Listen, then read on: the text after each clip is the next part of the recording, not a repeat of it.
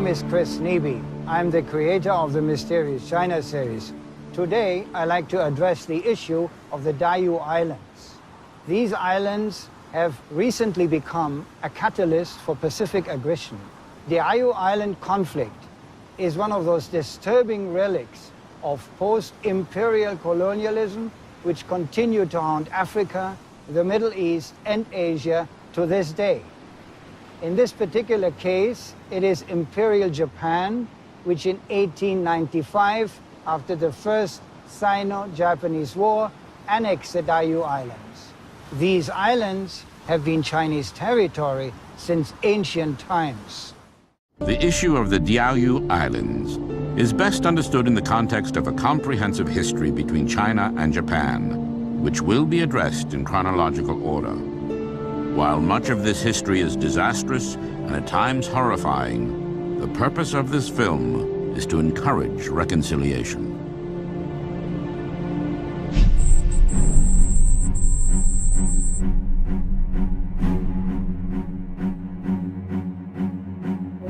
Geographically separated by only a narrow stretch of ocean, China has strongly influenced the Japanese culture.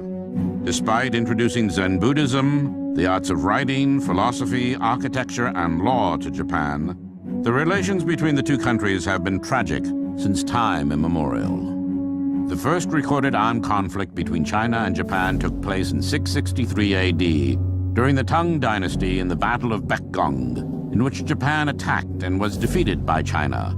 This set the stage for future tensions. Maritime trade between China and Japan has always been important.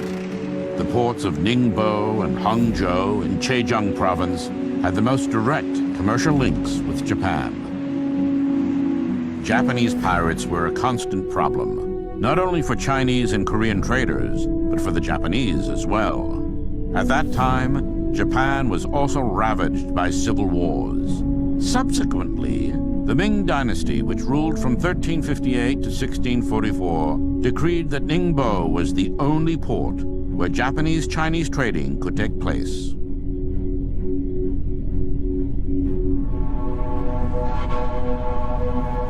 Toyotomi Hideyoshi was one of the great unifiers of Japan. He wanted to conquer China. When Korea, at that time a vassal state of China, refused to permit Japan passage through their territory, Toyotomi Hideyoshi invaded Korea and eventually Manchuria in 1592. But the Japanese were unable to keep their supply lines open because Korean guerrilla forces continued disrupting them. Subsequently, the Japanese were forced to accept a truce in 1593. It lasted about 4 years, after which Hideyoshi once again attacked. This time, the Chinese and Koreans were well prepared and again defeated Japan. The frustrated Japanese troops retreated from the Korean peninsula, obliterating cities and slaughtering civilians as they went. In 1633, in order to once and for all ward off foreign influences in Japan, the Tokugawa shogunate decided to abolish all international trade and have no more direct links with the outside world. In China, defending Hideyoshi's second invasion had drained the treasury of the Ming Dynasty and left it vulnerable against the Manchus, who eventually ended the Ming Dynasty and established the Qing Dynasty in 1644.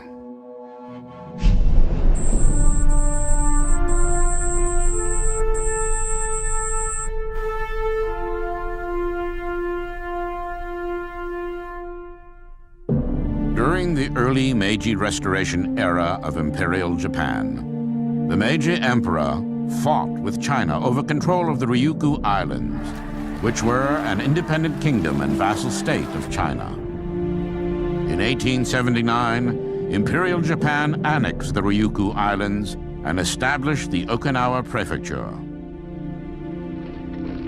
15 years later, the First Sino-Japanese War began in 1894, not only over the control of Korea, which was still a vassal state of China, but also because Japan wanted to conquer Manchuria yet again. Strategically located and rich in natural resources, Manchuria had been a battleground throughout the centuries, as China, Japan, and Russia fought bitterly for control over it.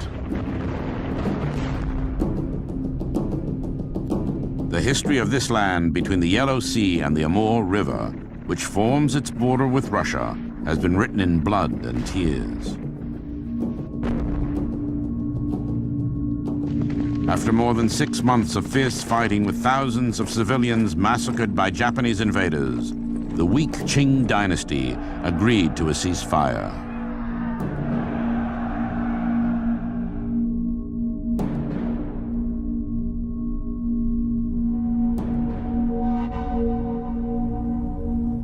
On April 17, 1895, in the Treaty of Shimonoseki, the Qing dynasty was forced to recognize the independence of Korea, cede to Japan in perpetuity the Liaodong Peninsula as well as the Penghu Islands and the island of Taiwan. In addition, the Qing dynasty had to pay a huge ransom in cash.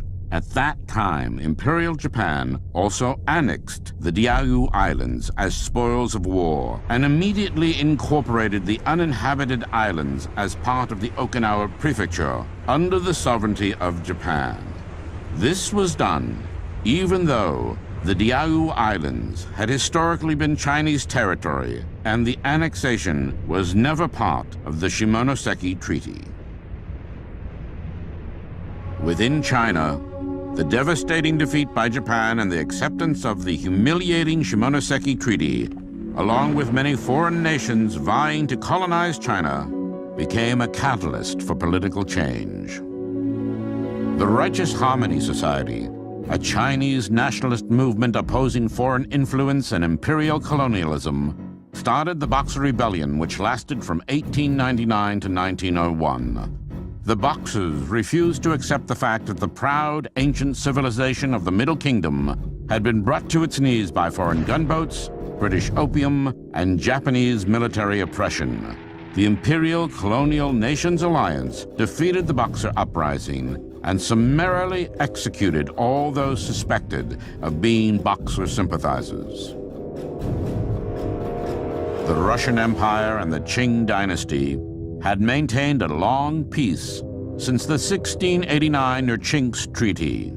However, Tsarist forces of Alexander II, the Liberator, took advantage of the decaying Qing dynasty by imposing the 1858 Aigun Treaty and the 1860 Convention of Peking, in which China had to cede territory in Manchuria, much of which is still held by Russia to this day. The 1904-05 Russo-Japanese War was the first great war of the 20th century. It grew out of the rival imperial ambitions of the Russian and the Japanese empires over control of Manchuria and Korea. Russia also wanted a warm water port with access to the Pacific Ocean. The Japanese defeated the Russians in a series of battles on land and at sea, pushing the Russians to retreat north of the Amur River. In a peace treaty, Imperial Russia recognized Korea as part of the Japanese sphere of influence and agreed to evacuate parts of Manchuria. Continued intense rivalry among Great Britain, Russia, the United States, Australia, Germany, France, Austria, Italy, and Imperial Japan prevented China from being carved up into many separate colonies by these allied nations, known as the Imperial Powers. Each vied to enlarge its colonial holdings, but their infighting resulted only in an even more chaotic status quo.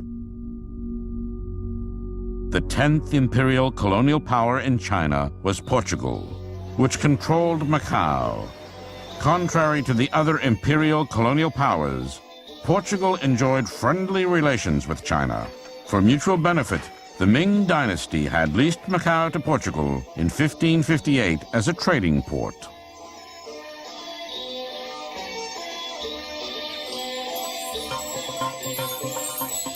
In 1999, sovereignty over Macau was transferred back to China, and since then this former trading port has become an international gambling and entertainment center, surpassing Las Vegas in profits. But the continuous invasions by foreign imperial colonial powers in the 19th century had dragged the Middle Kingdom into an abyss of suffering and backwardness, which in turn intensified the Chinese people's yearning for peace and harmony.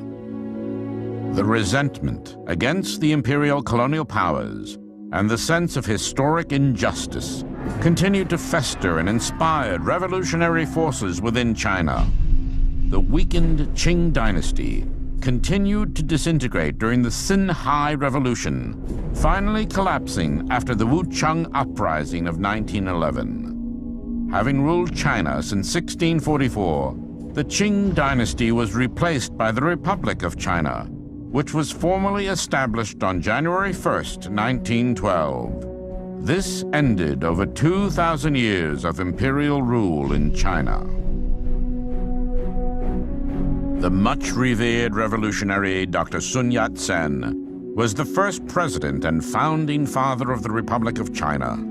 He received his medical degree from the University of Hong Kong and had extensively traveled in the West. Dr. Sun's political philosophy is known as the three principles of the people: nationalism, democracy, and the people's livelihood. Dr. Sun passed away in 1925. His mausoleum is a testament to the great legacy he left behind. It is situated at the foot of Purple Mountain in Nanjing, the capital of Jiangsu Province.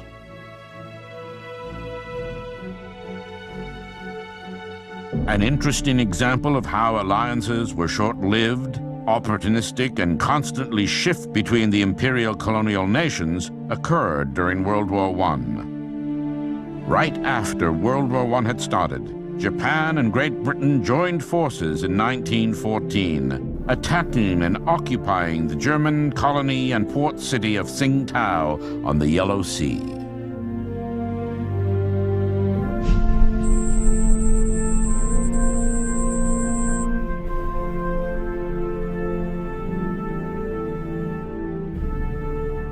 Japanese imperialistic ambitions steadily increased during the 1920s, focusing on the complete conquest of Manchuria.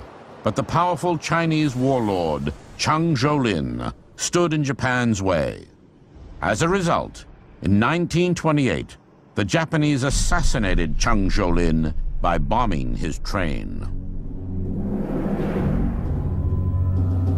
Imperial Japan's military aggressions continued and culminated in the 1931 Mukden incident, which was the explosion of a railway track. The Japanese had engineered this so-called act of sabotage, using it as a pretext to invade all of Manchuria, and immediately established the puppet state of Manchukuo with Puyi, the last emperor of the Qing dynasty, as its sovereign. In Manchukuo, the Japanese mobilized more than 10 million Chinese for slave labor in manufacturing industries and agriculture. Taking advantage of Manchuria's fertile soil, large opium poppy plantations were cultivated. Known to mankind since prehistoric times, opium is the oldest and most widely used narcotic. It has always had an ambiguous reputation. On one hand, it is addictive and deadly, and on the other, utilized extensively in medicine as a painkiller. It is the latex obtained from the opium poppy which is frequently processed chemically to produce heroin for the illegal drug trade.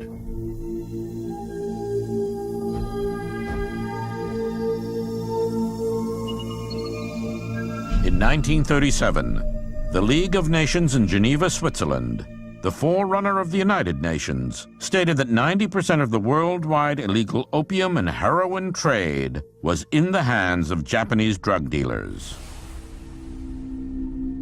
Ultimately, it was the Marco Polo Bridge incident in Peking that finally started the full-scale Second Sino-Japanese War, which lasted from 1937 to 1945. During that time, Imperial Japan's ferocious war machine not only conquered most of China, but also committed some of the most atrocious war crimes in the history of mankind, such as the 1937 Nanjing Massacre.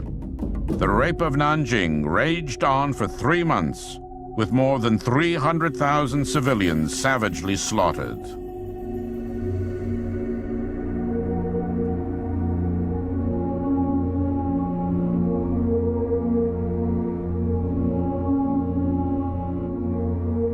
In honor of the victims, the Nanjing Massacre Memorial was built in 1985 on the grounds of the mass graves, with Wu Weishan sculptures vividly capturing the horrors of that dreadful time.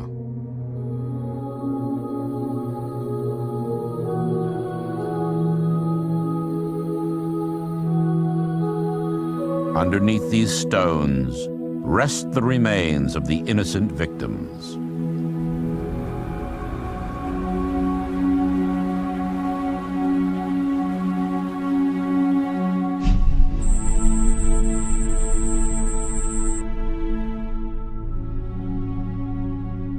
Without warning, in May 1939, Imperial Japan fanatically attacked Russia, but the Soviets beat back the Japanese and drove deep into Manchukuo. The Japanese losses were enormous.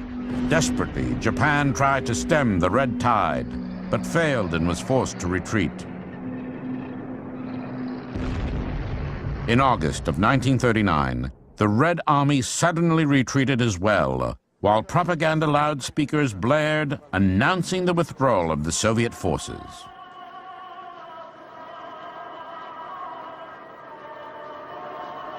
The gullible Imperial Japanese General Staff swallowed the Soviet ruse.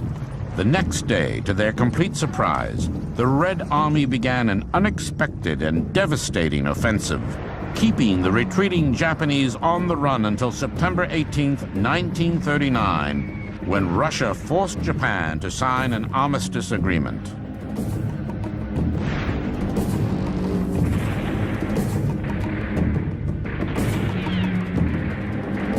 Just 16 days earlier, Nazi Germany had invaded Poland, touching off World War II. This war, conceived in the minds of two dictators, Adolf Hitler and Benito Mussolini, took the lives of millions and changed the world forever.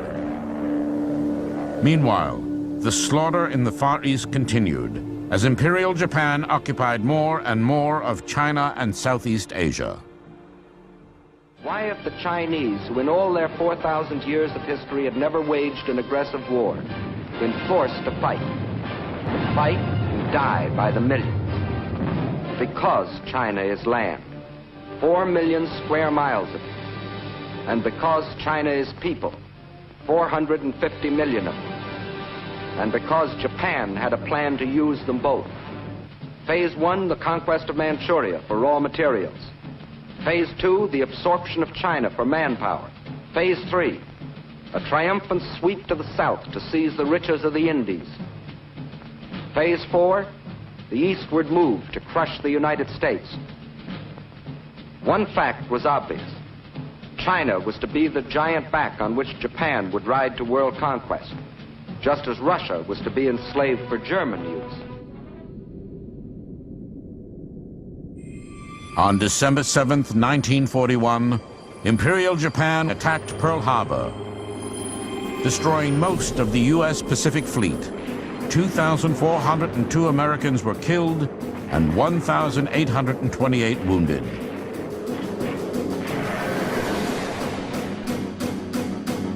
The attack came as a profound shock to the American people, and as a result, the United States of America entered World War II.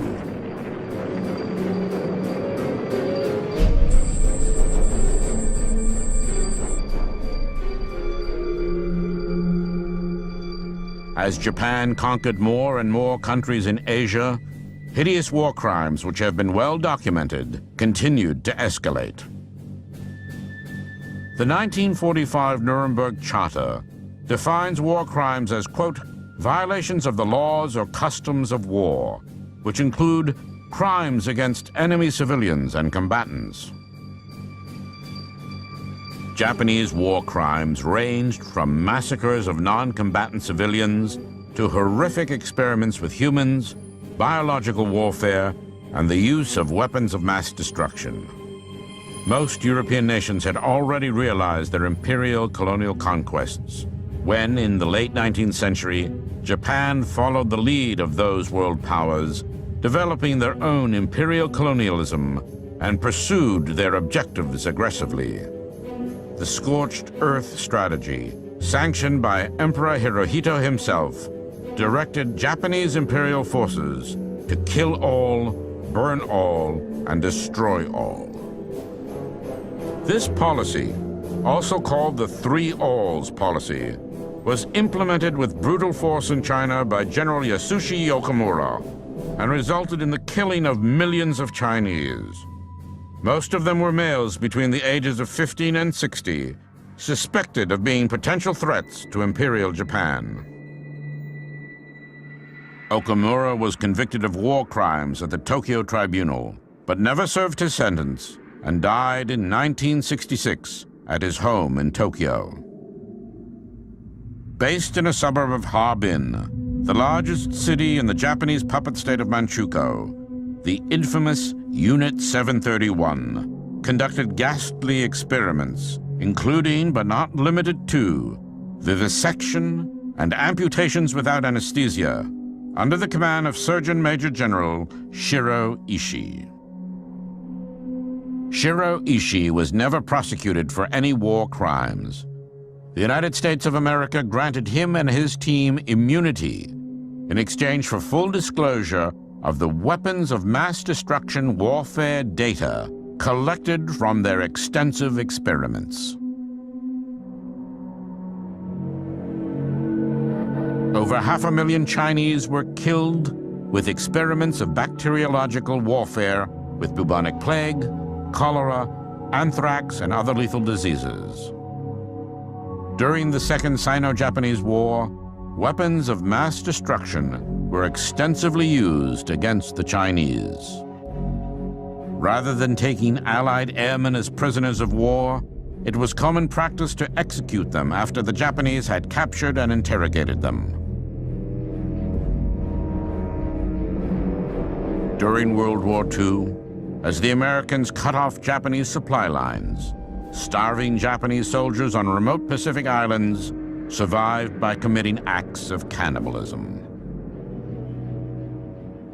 One of the greatest tragedies was the plight of comfort women. These were young, innocent girls forced into sexual slavery in Japanese military brothels in occupied countries.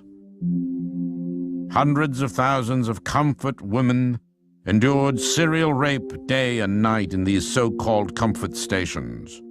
They came from China, Korea, and later from all over the Japanese-occupied territories in Asia, among them Australians as well as Dutch from Indonesia. Eventually, some of these women bravely came forward, writing about their traumatic experiences in their memoirs. The most well-known of these authors, Jan Ruff O'Hearn, also testified at the U.S. House of Representatives Foreign Affairs Committee about her ordeal as a sex slave, which started when, at the age of 19, she was captured with her family by the Japanese in the Dutch East Indies, today's Indonesia.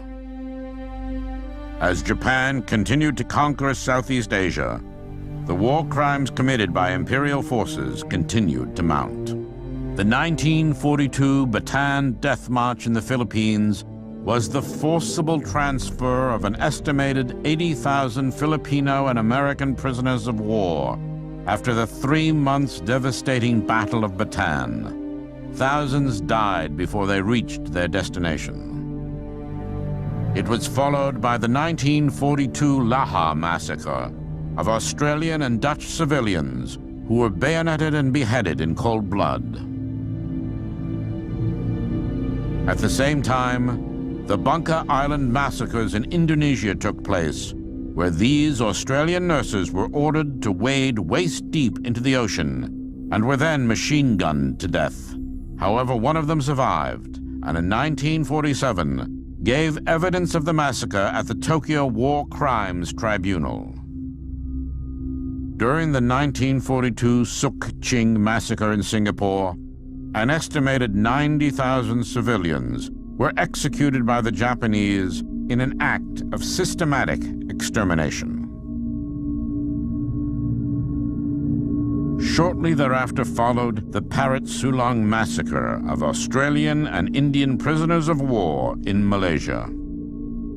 In 1943, during the Wake Island massacre, 98 American civilians working as slave labor were executed by the Japanese. After the 1944 Palawan massacre in the Philippines and the 1945 Kalgong massacre in Burma, Japanese atrocities finally culminated in the 1945 Manila massacre, where over 100,000 civilians were killed and the city totally destroyed.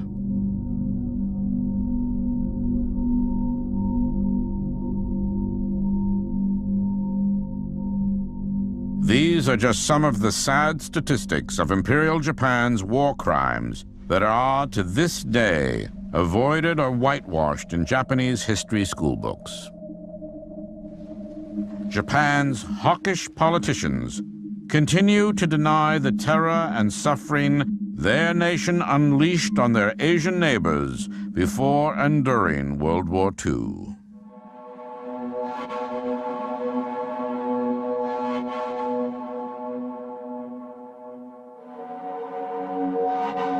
To this day, no post-World War II Japanese government has apologized to China for the war crimes of Imperial Japan.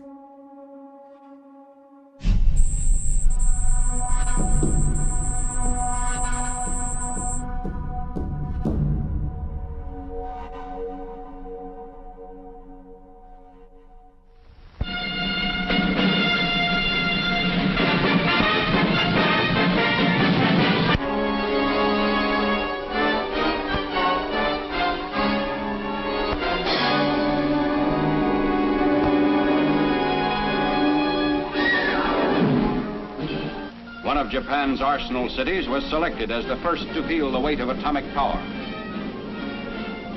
21 days after the New Mexico dress rehearsal, a lone B-29 was over Hiroshima carrying an atomic bomb. At 8:15 in the morning of August 6, Japanese time, the first atomic bomb hit an enemy target. The bomb was aimed to explode above 0 point.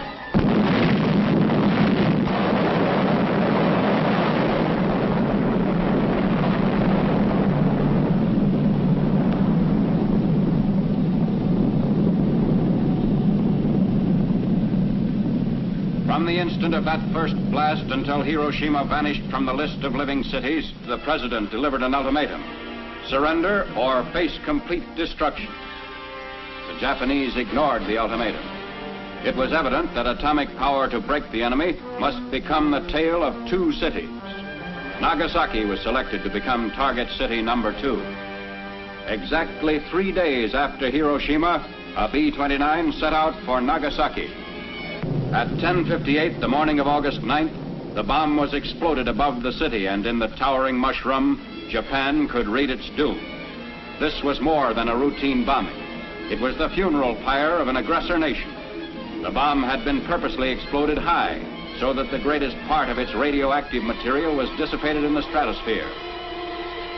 In order to force Imperial Japan to surrender in World War II, the United States of America committed the ultimate crime against humanity by dropping atomic bombs on Hiroshima and Nagasaki, killing hundreds of thousands, obliterating cities, and contaminating the environment. Thereafter, on September 2nd, 1945, the Empire of Japan finally surrendered unconditionally. 3,000-ton flagship of Admiral Halsey's Third Fleet becomes the scene of an unforgettable ceremony marking the complete and formal surrender of Japan. It is Sunday, September 2nd, 1945.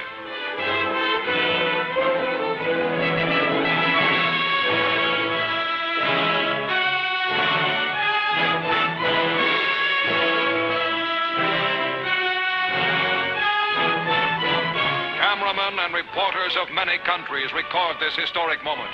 A war which had entered its 8th terrible year in China, which had raged for 3 years and 9 months for America and Britain, which was the brutal, costly eastern half of the most horrible worldwide war in human history, is now within minutes of ending for good. The time is 9:05 a.m. The Japanese have been on board exactly 10 minutes.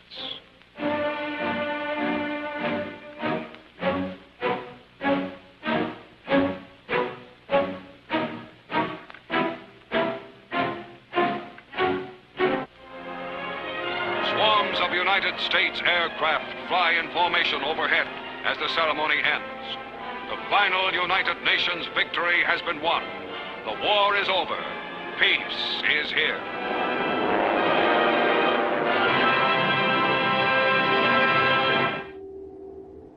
In the 1943 Human Rights Treaty of Cairo in Egypt and the 1945 German Potsdam Proclamation, British Prime Minister Sir Winston Churchill, U.S. President Harry Truman, and Soviet Marshal Joseph Stalin ordered Japan to return to China all ceded territories of the 1895 Shimonoseki Treaty. It is at this point that the Diaoyu Islands issue could have been easily resolved. The Diaoyu, or Senkaku Islands as they are now called by Japan, were not part of the Shimonoseki Treaty because Meiji Imperial Japan had annexed the islands in 1895 in a moral infringement against China's sovereignty. Japan treated the islands as war booty and incorporated them as part of the Okinawa Prefecture.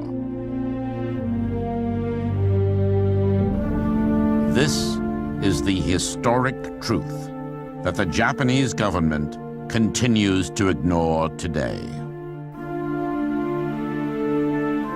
In this connection, it is interesting to note that only in 1900 did Imperial Japan adopt the name Senkaku for these islands that had always been known since ancient times by their Chinese name, the Diaoyu Islands.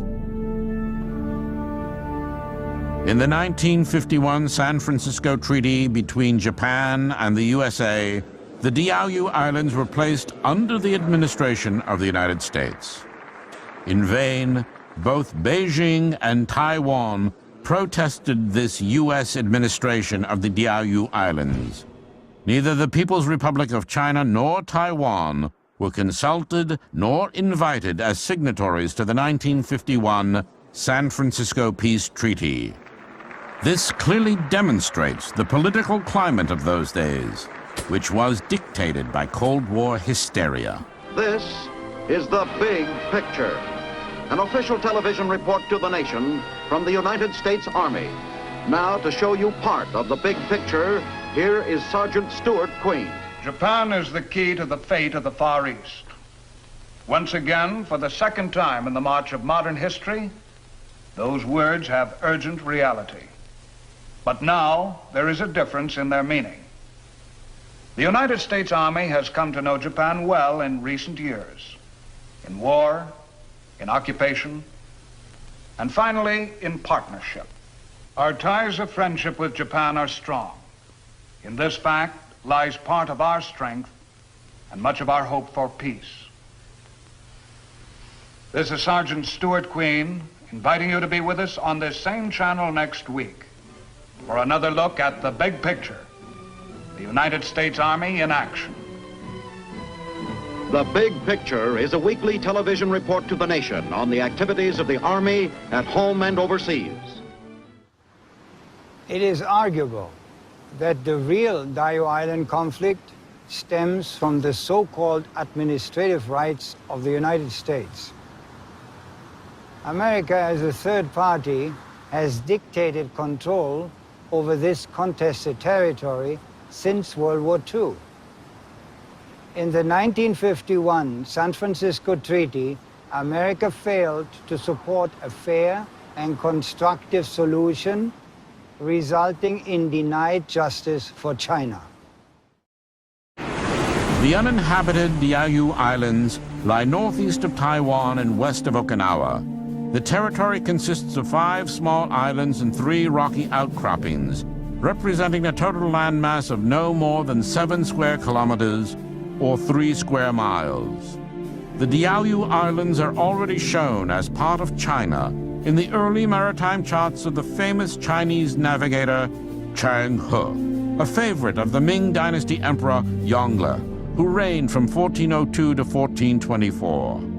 Chang He commanded a massive fleet of ships that sailed all over Asia, Arabia, and Africa. At that time, China had the largest fleet on Earth.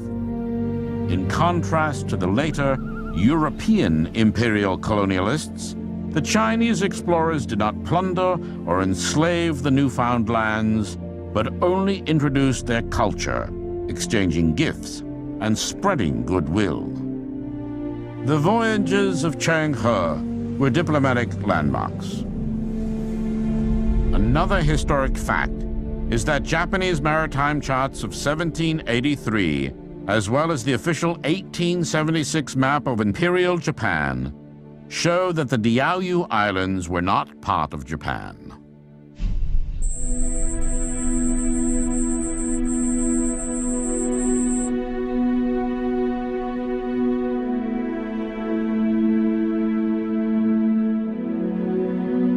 After 1949, the People's Republic of China continued to address the Diaoyu Islands problem, but neither Chairman Mao nor Premier Zhou Enlai forced the issue with the United States, which held the administrative rights because these Chinese leaders wanted to establish friendly relations with America. In the 1971 Okinawa Reversion Treaty, the United States appointed Japan as administrator of the Diaoyu Islands. Later, the pragmatic Chinese leader Deng Xiaoping, striving for economic reform and peaceful coexistence with both America and Japan, made the famous statement, "Let our grandchildren deal with this problem." However, China has never recognized America's or Japan's administrative right over the Diaoyu Islands. Officially, the United States of America does not take a position on the ultimate sovereignty over the Diaoyu Islands, but it does recognize that the islands fall under the security treaty obligations the U.S. has with Japan. There remain grave doubts as to the constructive role the United States will play in this ongoing dispute. There is ample evidence that the involvement of the United States in Asian affairs has more often than not heightened tensions rather than eased them. After the recent Diaoyu Islands protests, during which scores of Japanese cars were destroyed, bilateral trade between China and Japan declined dramatically, particularly damaging Japanese automobile sales in China. At the same time, diplomatic relations between the two countries have been strained nearly to the breaking point. Better understanding of the history of these islands and of the tragedies of the past can only lead to reconciliation between these two nations in the future. The United States of America can quell the tension by encouraging its Japanese ally to return the Diaoyu Islands to China and apologize to the Chinese people for the war crimes of Imperial Japan. Our world has become a global village. We depend on each other. We must understand and respect our diversity. The forces of history determine the future. Thank you.